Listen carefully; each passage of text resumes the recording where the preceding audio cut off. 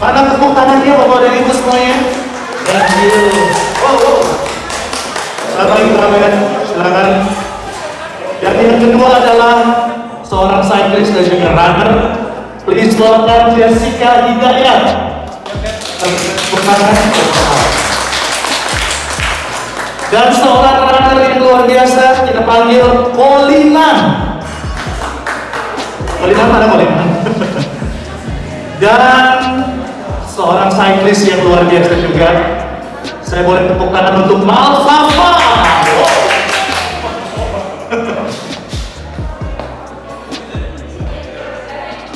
Koliman di mana Koliman? Oke.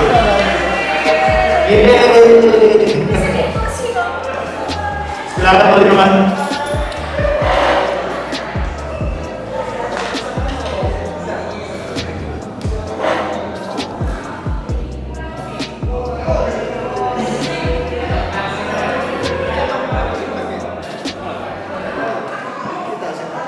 Oke, kita pagi hari ini ngobrolnya santai aja ya. Nanti boleh kita berikan kesempatan untuk nanti people boleh bertanya langsung dengan narasumber yang hadir. Tapi sebelumnya saya akan ngobrol dulu bersama, silakan Pak, sama Coach. Coach, kalau kita ngomong apa bedanya sih cycling sama running? Nah ini kita mesti ngomong ya, cycling dan running. Pengen mau bedanya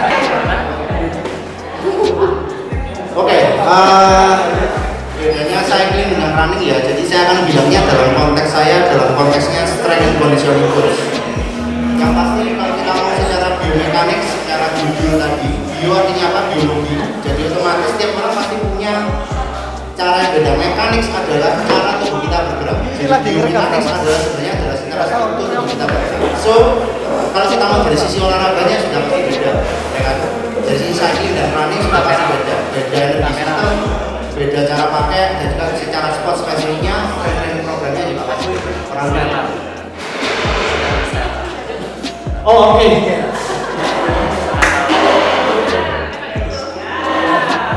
Gaji di sana sama gaji di sini beda loh. Yang lainnya yang belum bergabung silakan bisa bergabung. Masih ada seat yang tersisa. Boleh digedein lagi Alex? Oke.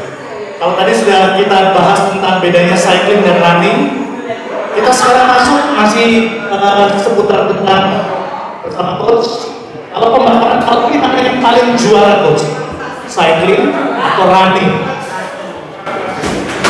Oke, kalau ngomongin pembakaran kalori sekali lagi tergantung, ya kan? Maksudnya gini, orang yang bebannya 90 kilo dengan 70 kilo pasti pembakarannya beda. Oke. Nah, jadi secara simular tubuhnya lebih kecil, body size-nya pasti pembakarannya lebih kecil.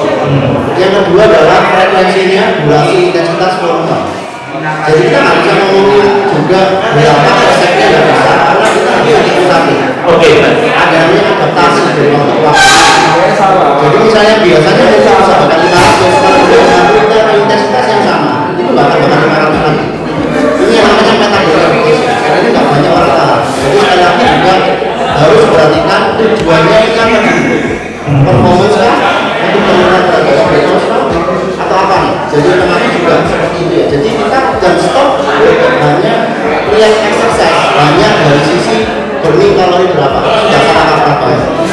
Ini yang menurutku message yang harus disampaikan. Oke, nah kadang-kadang banyak para cyclist, para runner itu hari ini contoh nih ya 5 kilo, minggu depan ditambah 7 kilo, terus kemudian minggu depan lagi tambah 10 kilo, kayak begitu itu apakah maksimal untuk? Nah, kita kembali lagi, kalau pertanyaan kedua adalah maksimal menurut siapa? Oke, jadi kan kita nggak bisa, jadi sebenarnya jawabannya kan banyak tergantung ya, karena otomatis setiap orang pasti punya approach yang beda, starting point beda, kemudian biomekanik yang beda, otomatis misalnya dirimu punya lever kaki dan lever kaki berbeda, Alfa, Lima, Jessica, panjang torso, panjang badan, itu beda. Posisinya ketika dia misalnya dia bersepeda, buat lari kasih beda, dia lari buat sepeda kasih beda. Jadi banyak sekali faktor yang sekarang ini kalau dibilang program latihan itu jangan hanya kita haruslah terstruktur, terprogram, dan juga tertrack. Ini yang paling penting. Biasanya banyak orang datang itu dalam tanda kutip ikut hype-nya baik atau ikut tren. Biasanya kita baik ya, kita belajar project langsung lari, sama kayak kita sekolah. Jadi hari ini 5 kilo, besok 10 kilo, besok bisa aja, bisa mungkin. Tetapi dalam konteks jangka panjangnya bagaimana? Oke. Ini harus kita tanya. Oke. Kalau ini pertanyaan yang sering mungkin dimiliki oleh teman-teman ya. Kalau cedera kebanyakan yang cedera otot ini lebih banyak lari atau sepeda. Sekali lagi tergantung juga. Oke, jadi kita nggak bisa ngomongin banyak lebih cedera yang mana ya, karena juga aku juga punya banyak kebetulan spesifik niche adalah banyak nangani orang tidak, ya kan? Kenapa banyak cedera terjadi? Gampang, kalau dalam satu kalimat cuma satu dulu happy. Itu aja. Jadi istilahnya happy-nya menurut seorang siapa nih? Misalnya aku nggak pernah lari, terus tiba-tiba lari aja, langsung gitu. Kalau yang model, kita lagi ya langsung, apalagi tiba-tiba dia marahkan sama dia, langsung lagi. Nah ini kan maksudnya ini otomatis yang menurutku juga harus dibangun juga. Kita sekarang beda, jangan disamain. Apalagi kalau misalnya kita di era sosial media ini kadang kalau orang Indonesia sebenarnya ikut cerita. Iya. Itu orangnya melok sak topi wae, sak opor ya sak kita bebas bersih. Tapi nggak ngerti buat apa gitu. Maksudnya kadang kita bisa beli sepeda 2 juta dulu. Nggak ada yang salah dengan itu, kita namanya secara ekonomis ya. Tetapi bagaimana dengan secara biologis? Kontel banter namanya banter korban. Kontel banter stresnya bersama sih kayak kurang tidur, stres, relaks ini yang ada nggak dimasukin ke sini. Kalau kita mau recreational activities boleh, tapi kalau kita mau spesifik untuk aktivitas yang lomba masih beda, harusnya masih beda. Kurang lebih gitu. Oke, jadi kita bisa ngerti sekarang kalau sepedaan itu yang junior ya sampai junior dulu ya. Jadi junior kalau diajak senior mesti nanya dulu berapa kilo kayak gitu ya bapak-bapak. Oke. Kita sekarang masuk mumpung coach kita nanya bagaimana dengan usia yang muda dan usia yang sudah lanjut. Sepeda itu ada batasnya atau running juga ada batasnya? Pada dasarnya semua olahraga itu baik. Oke. Yang tidak baik adalah kalau tidak terukur, terus tertutup dan tidak tertrack. Itu lagi. Kemudian kalau dibilang efek nggak iya. Mungkin tadi kalau satunya 6 tahun, 20 tahun, sampai 50 tahun, dan konten yang sama kan beda. Jadi otomatis ini makanya ada namanya golongan kelas klasifikasi master atlet over 50. Ada juga berdasarkan lari, berdasarkan durasi. Antara sprinter dan maraton aja beda. Usain Bolt 100 meter, dia kan fokus gimana caranya spesifik program untuk 100 meter, gimana caranya bisa the fastest itu konteksnya dia. Nah kalau yang misalnya endurance lari pas sprinter, Usain Bolt itu juara kalau dia dipindahkan yang maraton, yang ultramaraton. Oke. Umur apa? Umur merupakan salah satu prediksi. Gimana? Kalau saya umur itu lebih ke arah ini. Terus slow aja dulu. Slow and progress. Ini yang paling penting. Kalau misalnya memang usianya memang dari sisi umur ya. Dan kemudian kedua adalah pastikan tekniknya betul.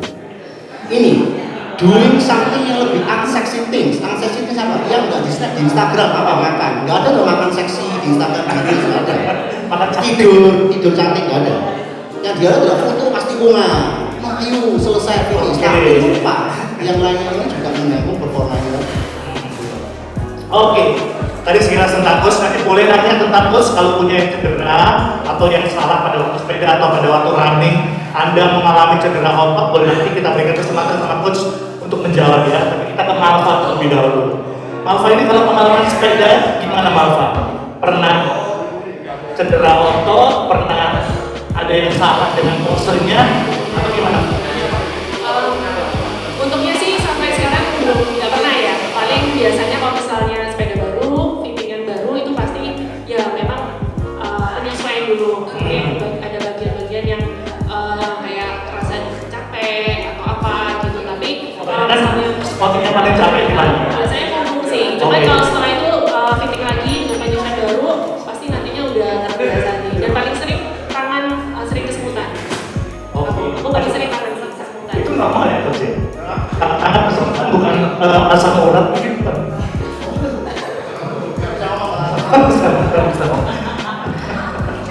Oh, asam urat ini sakit. Iya, aku merasa kalau misalnya lagi kecapean itu pasti kayak lebih sering ekspor. Tapi belakangan ini udah enggak sih, setelah dengan sepeda baru, fittingan yang baru langsung lebih nyaman sih.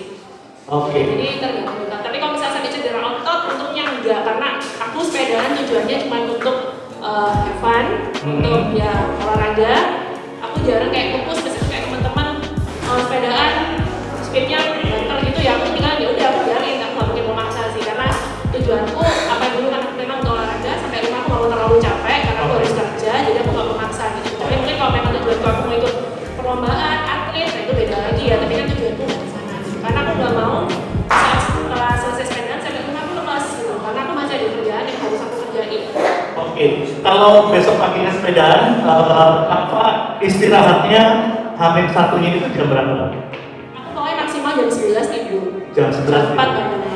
Jam 11 tidur, jam Itu 4. maksimal tapi sebisa mungkin ya sebelum jam 11. Biasanya jam 4.15 bangun.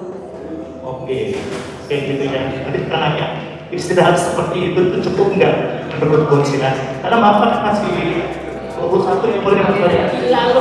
Gila. Ngomong-ngomong cuma Juli langsung lihatnya ke aku soalnya bukan ke Jessica kan. Oh ini, harusnya katanya kesana kan ngomongnya. Makan Tua, gitu. sebelahin aku. Ya bener kan udah tua. Oke, kalau kita lihat malah permasalahannya adalah kalau tidak disetting sepedanya itu akan mengalami sakit di sini ya. Setelah disetting benar? Ya sekarang udah Udah ya sekarang ya. Cuma anak sebenarnya kita menyebut itu sih mungkin itu tadi coach mungkin kan aku skoliosisnya lumayan parah. Terus kan juga memang pinggulnya beda sebelah.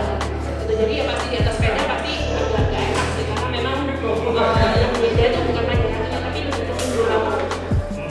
nanti akan juga coach ya, apa yang harus diantar oleh Mama. Oke, kita ke Jessica terlebih dahulu. Jessica sendiri tahu. Kalau Jessica ini suka dua-duanya ya Jessica? Suka dua-duanya. Kalau suka dua-duanya itu membagi dalam seminggu itu gimana Jessica? Cuman terakhir-terakhir ini, jadi saya itu kan sebelumnya ramo dulu, baru ke cycling. Cuman waktu awal-awal kan mungkin benar katanya Coach Abed ya, semua yang cedera kalau tusuk ke kaki itu pasti akibatnya terkena dari kemarin waktu awal-awal ini tuh terlalu tinggi cepat progres gitu, jadi akhirnya baru latihan berapa bulan udah paksa maraton. Dulu tujuannya lari itu apa? Kepingin nurunin, kepingin tenaga hilang, kepingin dapat shape yang bagus atau gimana? Itu bonus sih waktu itu. Bonus ya, kira Kemarin pinginnya tuh finish maraton gitu. Oke. Jadi dalam jangka waktu mungkin memang latihannya kurang, cuma nge-push di satu, jadi di latihan yang misalkan latihan sehari saya push banget, jadi yang pemanasannya kurang, yang pendinginannya kurang kayak gitu. Akhirnya kemarin sempat cedera sih, jadi dari running itu cedera sampai MCL tuh robek. Itu akhirnya disuruh sama terapis dibilang rest dulu daripada nanti sampai harus operasi. Oke. Mungkin kalau misalnya memang mau diarahkan olahraga yang lain kan aku tanya alternatifnya dong, olahraganya apa? Disarankannya kalau sepeda berarti berenang. Oke, ini cederanya ya. Betul. Cuman karena aku nggak bisa berenang akhirnya nyoba ke sepeda. Oke. Terus ternyata sepeda juga ya edik sih. Mungkin aku juga agak terlalu over juga edik, akhirnya sepedaan sekarang juga sepedaan lumayan seringnya jauh. Terus Sejauh, paling jauh di mana Jess? saya pernah PP Madiun itu 330 kilo. Waduh, lumayan juga ya, luar biasa. Nah, kalau Jessica sendiri, kalau sudah edik dari running terus ke cycling, pengen balik ke runningnya lagi atau? Pelan-pelan sih. Jadi kemarin nyoba pelan-pelan, lari 3 kilo, 5 kilo dulu kan bisa sekali lari kan bisa langsung 10 kilo lebih. Ini kemarin cuma nyoba 5 kilo ya ada sakitnya sedikit, ngerem. Oh, kayak masih gitu. belum Iya. ini benar maksimal benar ya, masih di sepeda aja dulu ya. Oke, kita ke Poliman dulu. Nah, Poliman sendiri paling jauh, kalau Jessica kan Madiun. Poliman sudah sampai di mana? Untuk apa ini? Untuk Lari ya? larinya. Iya. Wah, kalau lari baru pernah paling jauh 70 kilo. Kalau lari saya paling jauh pernah 70 kilo, baru 70 kilo. Baru 70 kilo. Ya. Woi. Belum pernah 100, baru mau coba nanti. Iya. Koliman ini idolanya Cece dan Tio Koko ya, supporternya banyak. Nah Koliman, kalau kita ngobrol tentang Koliman ini Jessica aja lari cedera. Kalau Koliman sendiri kan sampai sekarang ini nggak pernah mau ke sepeda kan ya, tetap ke larinya. Saya awalnya justru sepedaan, Sepeda. tapi cukup lama ya. Nah ini malah kebalikannya Jessica. Iya, ya. iya. Kenapa kok jadi turning back-nya ke sepeda, ke lari? Alasan pribadi sih kalau untuk sepeda. Cuma saya ke lari lebih banyak waktu, jadi saya lebih pilih lah untuk lari. Oke. Nah, kenapa kok? Itu kalau nggak suka suruh keluar aja kok. Iya.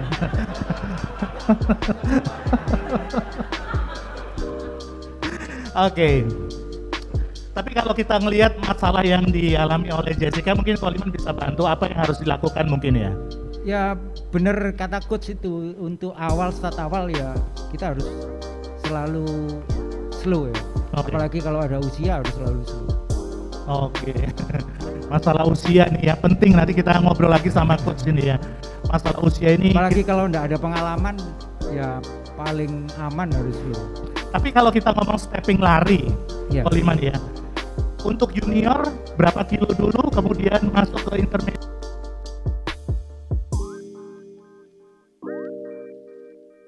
Oke. Tergantung Pengalaman Koliman sendiri memulai dari lari.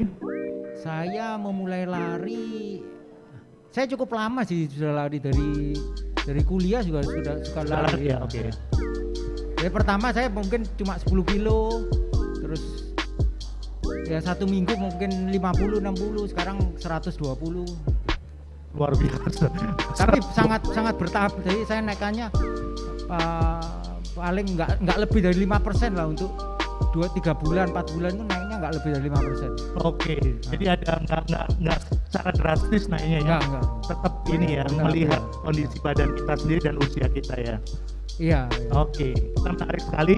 Kalau kita ngobrol dengan narasumber aja kayaknya nggak seru, tapi kita harus ngobrol dengan tamu-tamu yang datang, para healthy people yang punya masalah, kakinya salah. Nah mungkin Koko ada ya kok ya?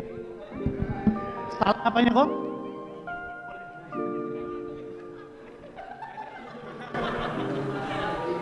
Perkenalkan, saya Denny. Saya belajar lari juga dari Liman, ya kan.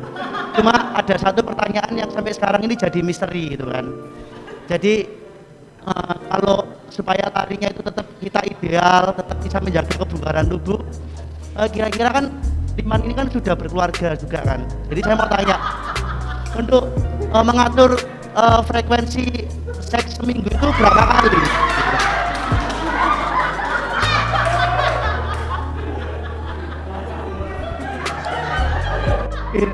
Ini padahal banyak meme belum pernah mencoba loh ini. Kita jawab aja Koliman, silakan. Saya nggak bisa jawab, itu nanti coach yang jawab. Saya bukan kapasitas saya untuk menjawab itu. Oke, kita jawab langsung coach. Tadi nanya apa kok?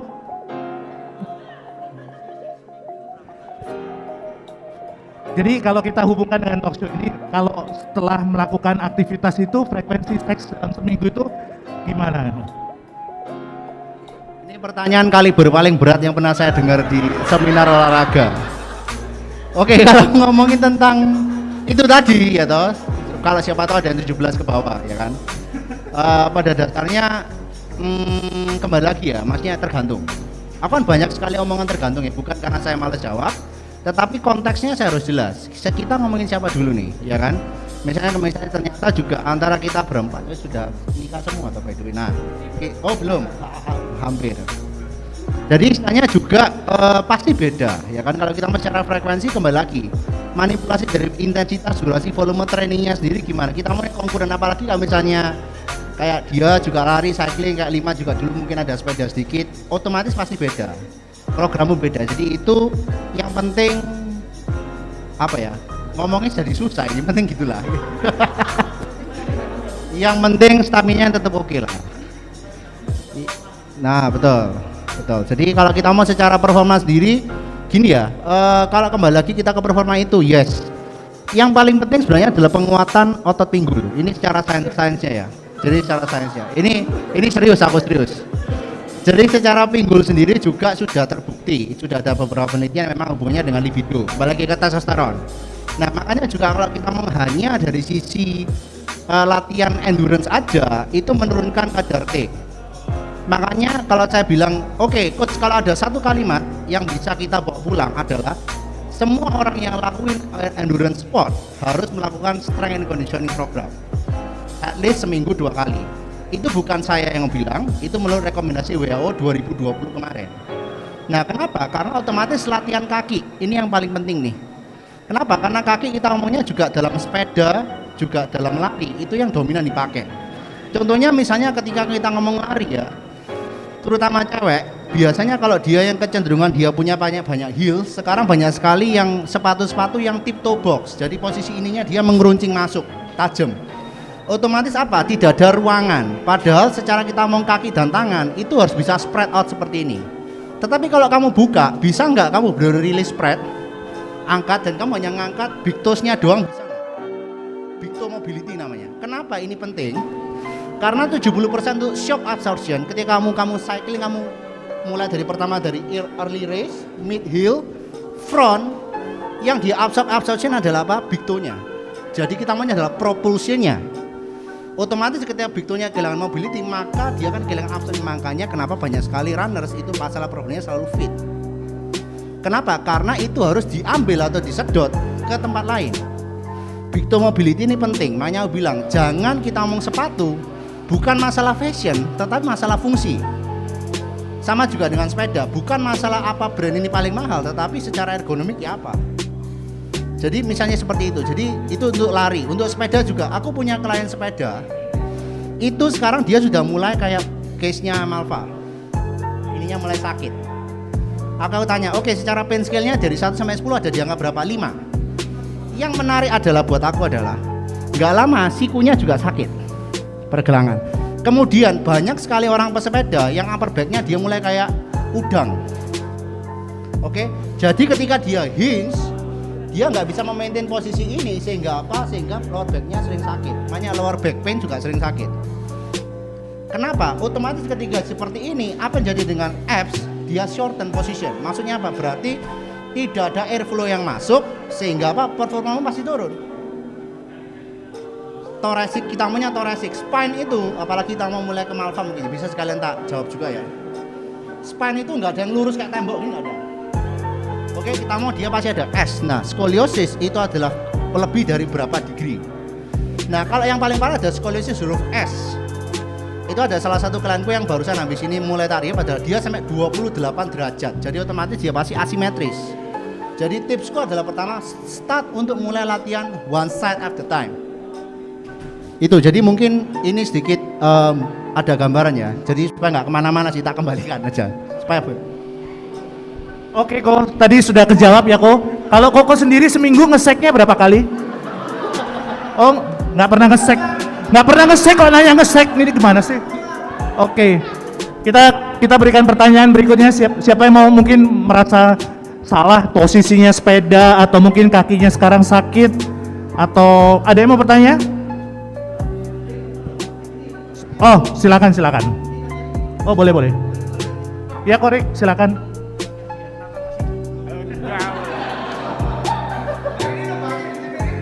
Bagi coach, nama saya Erik, saya runner. Iya, saya runner.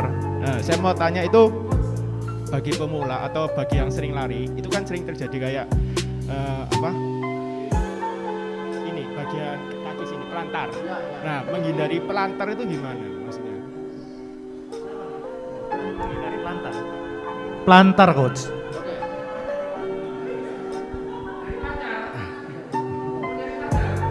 Kalau pelantar saya bisa bantu, kalau cari pacar saya nggak bisa bantu.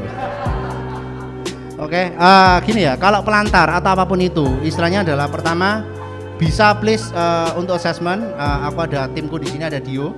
Kalau mau assessment bisa sama dia, nanti kita akan belajar bareng. Kamu butuh apa sih? Improvement. Jadi kita akan tes mulai dari bawah sampai paling atas. Ingat ya, kalau kakimu nggak stabil dan selesai. Makanya kenapa kalau kita mau rehab itu selalu banyak, semakin kamu dekat closer to the ground, kamu angkat semak, kamu kuat di bawah, kamu pasti kuat di atas. Oke? Dan sedangkan kita sebagai dewasa, kita ini terlalu banyak main di atas, kita lupa bermain di bawah. Posisi grounding, crawling, rolling, jumping.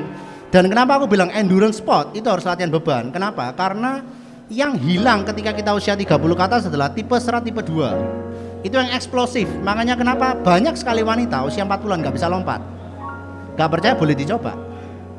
Bisa nggak benar-benar eksplosif lompat kayak dia waktu SD kita lari dulu lompat lompat jauh. Bisa nggak? Eksplosif inilah yang turun. Kalau yang apalagi wanita, dia bisa ngekip tipe serat 1 endurance fibernya itu panjang lama.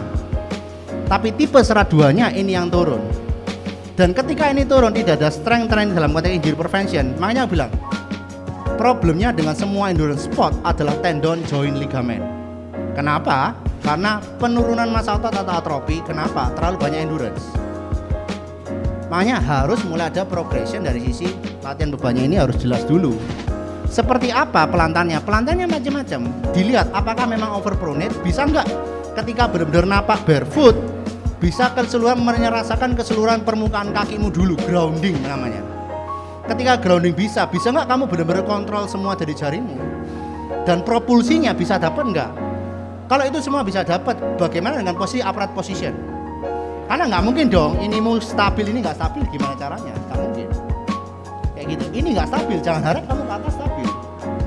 Makanya ini namanya adalah kinetic chain, makanya bilang ini adalah cross. Ini kaki kiri bisa larinya kemana? Shoulder kanan. Kaki kanan larinya ke shoulder kiri. Jadi dia nggak pakai spiral. Makanya kenapa? Inilah harus dikuati dulu. Makanya kenapa banyak sekali yang tanya, loh coach kenapa kok latihan di tempatmu mesti barefoot? Kenapa? Karena terlalu banyak orang atau sepatu. Yang banyak orang yang menyesuaikan dengan sepatunya, tidak sepatunya menyesuaikan dengan orangnya. Makanya kenapa juga sekarang banyak sekali minimalis shoes. Ini penting, kenapa? Karena itulah menyesuaikan. Jadi posisinya dia memang secara estetik jelek. Karena modelnya akan lebih ceper kayak bebek gitu kan. Tetapi itu breathable. Posisinya bisa absorption yang masuk, dia ground, masuk, heel, mid heel, big toe, angkat, dia naik, dia akan balik lagi. Dan bayangin kalau misalnya ini cross dan dia dengan cross, kita punya gate, bahasa kerennya adalah gate cycle. Ketika dia gate, apa yang jadi dengan ini? Posisinya dia harus sama cross. Nah kalau ini tidak kuat spiralnya, apa yang terjadi? Ya amsyong. Sama aja, tinggal masalah kapan. Bukan masalah apa ya, masalah kapan terjadi cedera. Karena enggak tiba-tiba kita satu malam cedera, enggak. Dan jangan salah begini juga, kita mau kepadatan tulang, ini penting. Tulang itu tidak hanya bisa dapatkan dengan sport endurance sport membantu, tetapi loaded lah yang membantu memperkuat tendon joint ligamen, which is latihan beban. Itu mungkin. Gimana kalau Bapak ini kita lihat, mumpung ada Dio, jadi Bapak silakan Pak, kalau pelantarnya kita lihat dulu. Bapaknya yang punya masalah pelantarnya ya, boleh kita maju dulu kita lihat. Kita ganti kaki meja mau Pak? Jadi kita lihat dulu. Ya korek sedikit. Oh, kok buka bajunya? Gimana ini masnya? Oke. Jadi karena Koko Erik yang bertanya tentang pelantar, mumpung ada Dio, nanti kita melakukan assessment, kita explore apa yang salah dengan Ko Erik ini ya, dan juga sekaligus kita benerin dikit-dikit ya coach ya.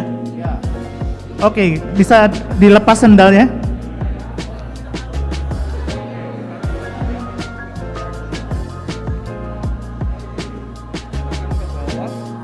Push the ground, setelah itu coba naikin jempolnya. Oke, balik dari awal ya. Kita coba cek dari jari-jari kakinya. Pertama, jari-jari kaki tekan ke bawah, push the ground. Setelah itu coba spread out, dibuka jari-jari kaki. Ada yang bisa, ada yang susah. Oke, kalau ada yang mau barengin boleh. Barengin Ko Erik, mau coba Ko silakan Ko, silakan. Oke, berdiri. Berdiri. Spread out. Setelah itu push the ground, jari-jari kakinya tekan ke bawah. Bisa? Oke, kalau bisa dua-duanya sekarang jempolnya tok naik no. Ayo. Susah. Bisa? Bisa? Oke. Susah ya? Susah.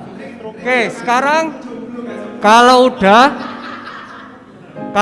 sekarang kebalikannya. Jempolnya taruh, 4 jari kaki naik. Oke.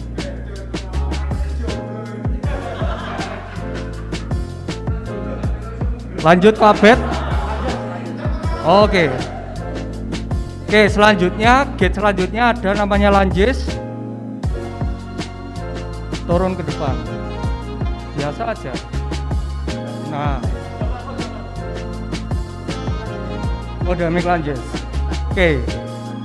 Walking lunges atau dumbbell. Oke. Walking lunges. Stop. Naik ke depan. Turun depan.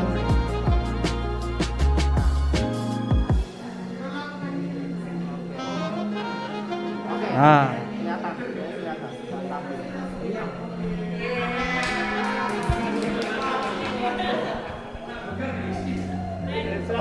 Oke, jadi tadi kan bisa kelihatan posisinya dia untuk ketika dia stroke. Walking lunges itu kan sama dengan lari, betul ya? Sama dengan lari. Itu posisi dia, kirimu lebih gak balance dari kanan. Kirimu banyak masuk pronate ke dalam, kananmu enggak. Itulah kenapa juga itu harus dikembalikan sih. Kamu benar-benar really forcing ground the ground.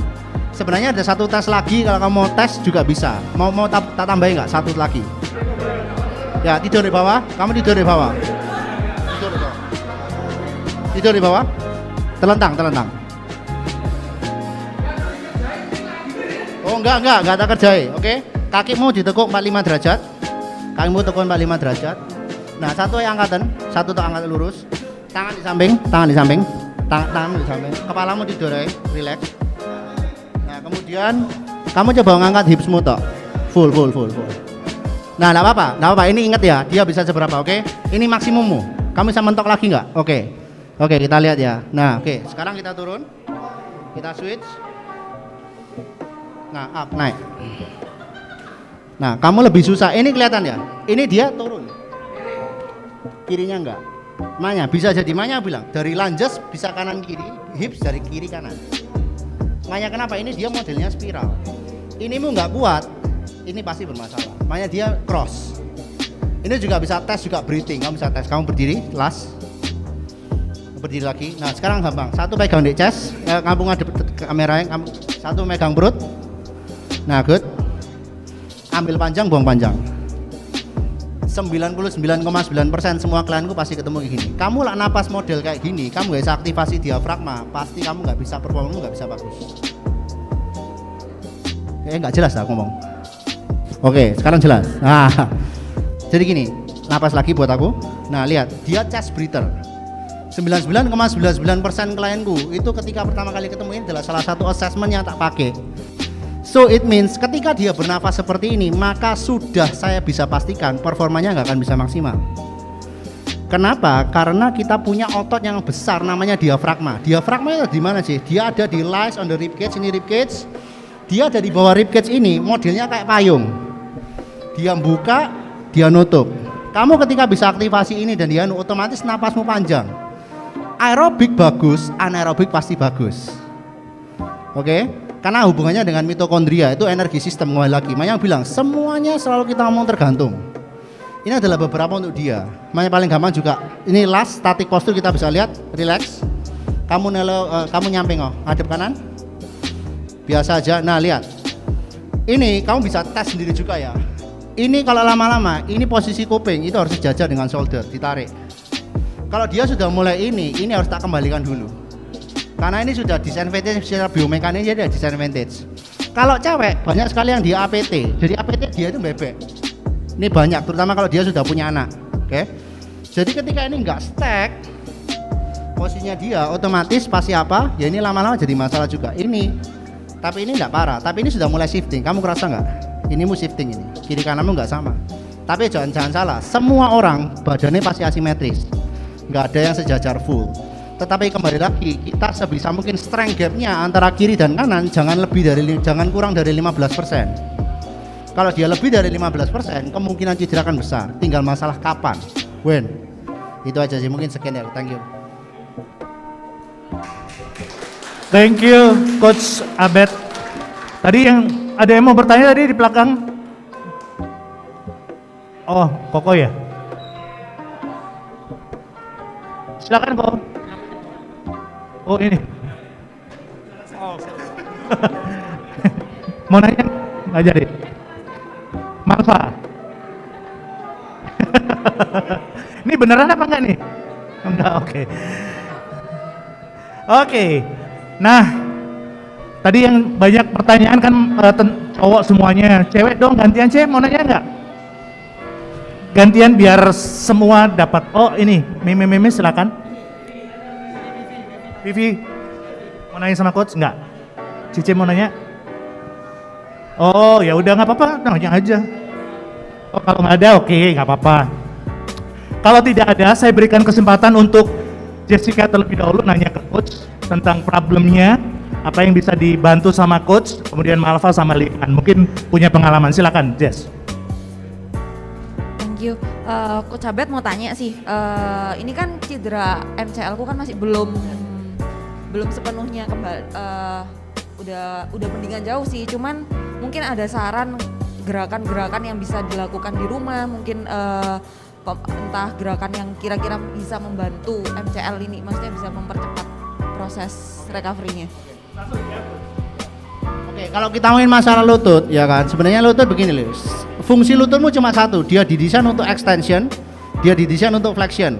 Menjadi bermasalah ketika ada menambahin twisting yang sebenarnya itu adalah posisi dari kerjaannya si hips nih.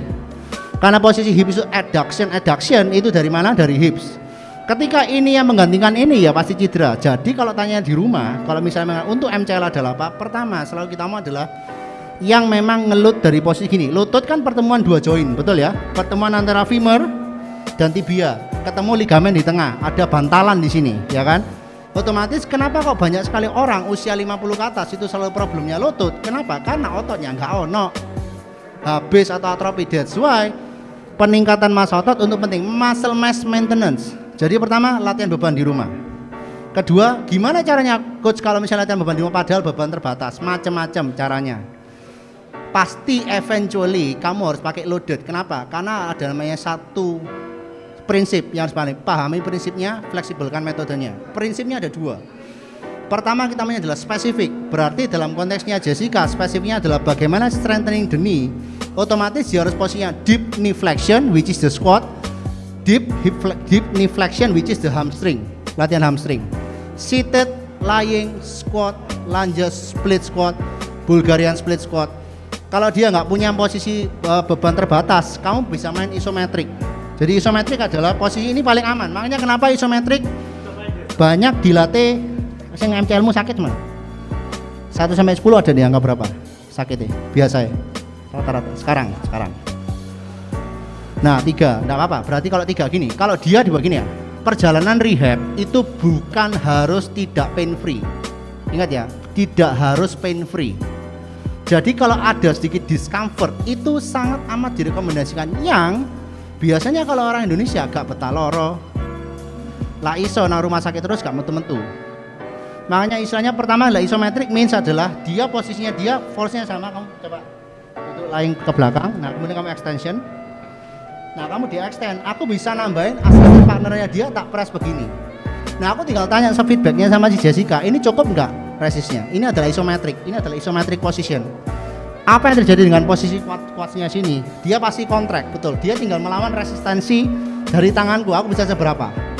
Kemudian pelan, dia pasti nggak bisa ngelawan, relax. Terus dia tak suruh angkat lagi. Ini banyak dilakukan oleh siapa? Visio, bener. Dia akan melakukan awal-awal, dia melakukan isometrik ini. Kemudian setelah isometrik selesai, kamu bisa pakai eccentric. Eccentric adalah kontrol. Itu bisa juga. Dan yang paling penting adalah proper formnya dapat. MCL, tapi jangan khawatir untuk benar-benar literally kuatin hipsmu. Kalau ternyata aduktormu nggak kuat, ketika kamu lunges maka pasti twisting, betul? Karena apa? Karena posisi aduktormu lemah. Kuati aduktor, maka dia selalu satu inline dengan ibu jari. Kemanapun ibu jari pergi, lutut mengikuti, lututmu pasti aman. Tinggal masalah loadnya, itu tinggal masalah frekuensi, intensitas, volume training disesuaikan. Tapi kalau mau detail ya aku harus tanya dia, tapi secara general kayak gitu. Oke, jadi kalau masa penyembuhan atau waktu pada waktu dieksplor pasti ada sakitnya dikit, tapi itu proses nanti mau menghilangkan sakit itu ya. Oke, sekarang giliran Malva, silakan. Apa yang mau ditanyakan sama coach? Oke, coach, mungkin aku lebih ke skoliosis ya. Mungkin ada tips, mungkin gerakan yang harus aku lakukan tiap harinya biar skoliosisnya nggak makin parah gitu, mungkin lebih ke sana sih. Terima kasih.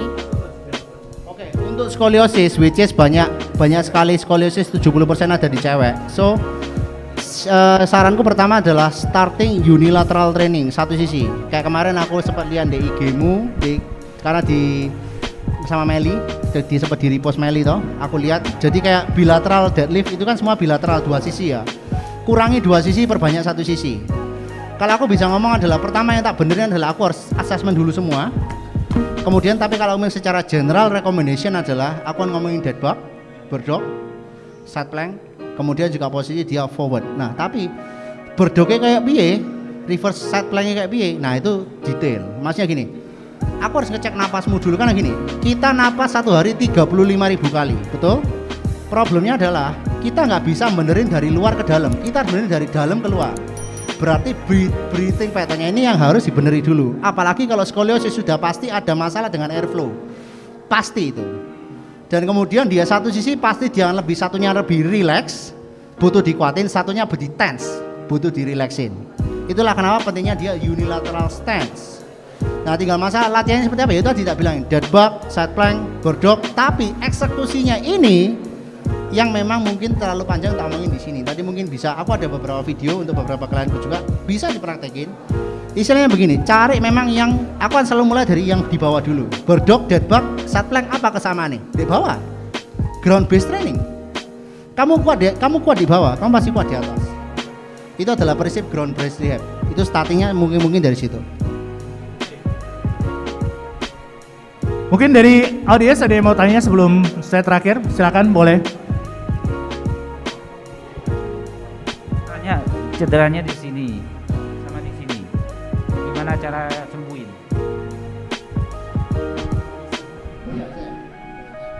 Oke Pak, mungkin langsung dijawab sama coach, silakan. Oke, coach. jadi kan dalam konteksnya berarti near ear inflection, betul loh, sama Achilles tendon.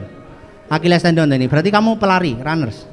Nah makanya runners itu selalu pokoknya hubungannya dengan Achilles tendon, shin split, plantar fasciitis, semua yang berhubungan dengan kaki. Kenapa? Makanya aku bilang pertama adalah lihat dulu cara teknik lari.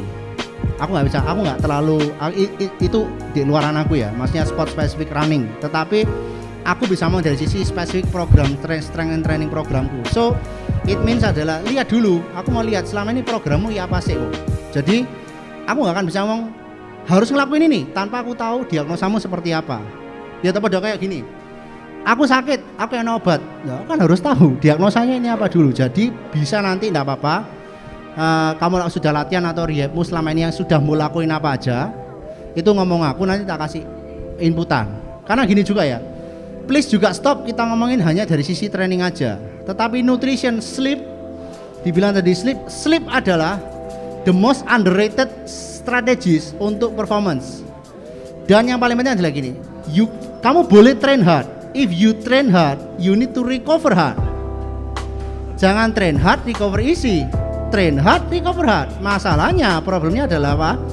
Kayak salah satu klienku yang sepeda tadi ya, sampai sekarang ini nggak membaik, sudah bulanan. Kenapa? Ya aku nggak bisa ngomongin dia, macam gini. Kok tolong, aku nggak minta dia berhenti sepeda. Aku minta dia mengurangi frekuensi sepeda. Tapi tetap ngontel terus. Ya sudah, aku nggak bisa ngapa-ngapain dong. Dan kemudian kayak PR nguatin kayak Wilis pergelangan ini kan join semua. Ini selalu bermasalah. Ya sudah, berarti otomatis dia tidak ada posisi penguatan dari expansion seperti ini. Ya aku nggak bisa ngapa-ngapain. Makanya bilang konsistensi yang paling penting. Ilingono rehab itu nggak selalu harus seksi, boring mungkin, tapi yang penting hasil. Yang bilang ini yang perlu didetailin lagi, kurang lebih kayak gitu sih. Jadi nanti mungkin kepingin tahu juga program trainingnya seperti apa, baru nanti aku bisa ngasih masuk yang lebih detail ya. Oke. Kurang tidur kok atau gimana kok? Enggak ya? Tidurnya banyak ya? Kurang happy. Oke. Kita ke Koliman dulu, silakan Koliman mau nanya apa sama coachnya. Saya mau tanya untuk pelari itu kan memang 80 mungkin 90% pelari pasti kendalanya pasti cedera. Ya seperti coach bilang tadi kayak pasti kena ligamen, joint atau tendon. Bisa enggak coach kasih tips latihan apa yang untuk menghindari, bukan untuk menyembuhkan, tapi yang bagi pelari yang belum atau masih belum mengalami cedera, latihan apa yang harus diperhatikan untuk mencegah supaya terjadinya cedera itu? Kali itu jawabannya gampang, don't do too much too soon too heavy. Dan maksudnya begini, jadi mungkin kalau dia mungkin lebih detail ya, mungkin kamu mungkin tanya lebih detail. Jadi gini, pertama kalau belum latihan beban, start latihan beban seminggu 2 kali, full body pasti. Kedua, kemudian harus ada pengenalan terhadap plyometrics training, oke? Plyometrics tapi gini, bukan box jump 10 set kali 10 reps, enggak, itu bukan box jump, itu goblok jump. Itu adalah itu malah cedera. Masih gini loh. Stop doing a fucking things yang influencer doing in the fitness world. Kenapa? Mereka itu banyak yang nggak punya background. Memang dia nge-coach SC, tetapi karena dia cantik, ganteng, awe apik, ditonton orang. That's it. Mereka bilang belajar lihat dari qualified person. Kita tahu qualified itu dari mana? Pertama, cek dulu backgroundnya dia ini apa. Kedua, kita ngomong juga dari sisi ada assessmentnya enggak? Atau pokoknya kamu latihan ini itu pasti goblok, sudah pasti bodoh. Yang ketiga adalah kamu harus tahu, dia harus benar-benar paham antara memang membedakan ada beberapa macam cara. Jadi ada yang memang dimasukkan jadi sekitar durasinya 25-40 menit memang yang easy strength training, ada yang split. Makanya bilang semua orang beda. Misalnya contoh dia berkeluarga beda dengan orang yang single, otomatis mungkin secara waktu durasi ya apa cara aku buat ini efisien. Oke, aku punya waktu seminggu 2 kali, aku punya waktu seminggu 3 kali. Kalau aku pribadi, oke, aku bilang nggak usah lebih 3 kali, 2 kali cukup. Tapi akan ada waktunya di mana dia harus pelan-pelan untuk naik, yaitu sudah waktunya naik, kayak gitu. Ada feedbacknya. Kemudian track lagi nggak? Karena banyak sekali program yang random, gitu loh. Makanya aku bilang, salah satu tips untuk latihan adalah bedakan antara exercise dengan training. Exercise itu lihat kepengen latihan, nonton YouTube. Lihat selesai keringetan, oh mantap, foto, selfie, Instagram. Itu exercise, random, tidak terstruktur, tidak terprogram. Training spesifik, goalsnya jelas, konteksnya jelas. Untuk siapa nih program? Dan kita tahu dia better dari mana? Harus ada checklistnya dong. Ini yang harus dipahami dulu. Makanya bilang, aku selalu bilang secara general ya, bukan pelit ilmu, tetapi aku nggak berhak untuk ngomong karena berarti aku kan jadi sok tahu dong. Aku nggak ngerti dia ya apa kok. Aku harus dia membandingkan juga real life stressornya, stresnya dia kerjaan itu ngefek, nutrition ngefek, sleep ngefek. Ini harus dimasukkan karena kita dealing dengan human, kita dealing dengan real people, kita nggak dealing sama atlet loh ya. Recreational atlet dan full time atlet beda, makanya jangan disamakan, programnya sudah pasti beda. Yang penting adalah terukur, terstruktur, terencana, itu menurutku jawaban. Oke, sudah terjawab Koliman ya. Jadi masih ada kesempatan, mungkin Bapak mau bertanya dari teman-teman yang di belakang. Kalau tidak, ada message dari narasumber pagi hari ini yang harus kita dengarkan satu persatu supaya teman-teman pesepeda pelari juga mengerti apa yang mereka alami. Kita mulai sebelum diakhiri sama coach, mungkin Jessica dulu apa message-nya untuk para pelari dan juga pesepeda. Silakan Jess. Sesuai dengan yang diomongin sama coach juga, lakukan olahraga sesuai dengan porsimu. Intinya itu. Ya sama sih untuk teman-teman cyclist, apalagi yang masih baru, ya itulah sesuaikan dengan kapasitas kemampuan masing-masing. Jangan terlalu maksa, gengsi, kayak dilihat orang kayak oh ketinggalan berarti kamu pelan atau apa, jangan pernah maksa. Ya terus lebih safety juga. Jadi lebih sadar diri aja, karena aku lihat kadang beberapa orang tuh terlalu maksa nge-push, pingin dilihat orang kuat, banter, akhirnya kecapean, akhirnya kecelakaan dan lain-lain gitu. Jadi ya sesuaikan aja lah kemampuan gitu. Yang penting kita fun, terus cari grup yang memang cocok dengan kapasitas kalian. Message-nya jadi kayak gini, kalau menurut saya kalau tren itu akan menyebabkan kita semakin lemah. Jadi recovery akan membuat kita semakin kuat. Itu aja. Yang terakhir, Coach akan menyampaikan bagaimana caranya untuk lower body ini tetap safe dan juga setiap bulan itu ada upgrade-nya. Nah, ini akan disampaikan sama Coach. Silakan Coach. Oke, terlalu panjang mungkin kalau jawab ini karena juga secara konteksnya masih beda. Nanti juga bisa, kalau mau juga ada, aku akan buat sebuah general program. Ini general ya, sekali lagi general, jangan langsung dimakan mentah-mentah programku, tetapi juga lihat. Pertama adalah assessment dulu. Aku akan share assessmentku, yang mau please juga bisa kontak aku juga bisa. Untuk ngecek, dari cek aku baru bisa tahu kalian ini butuh apa sih, gitu loh. Thoracic, apakah problemnya ada di thoracic, ini stability, mobility oke enggak? Ankle, hips, shoulder, mobility. Stability mulai dari mana? Knees, dia stability, ya kan?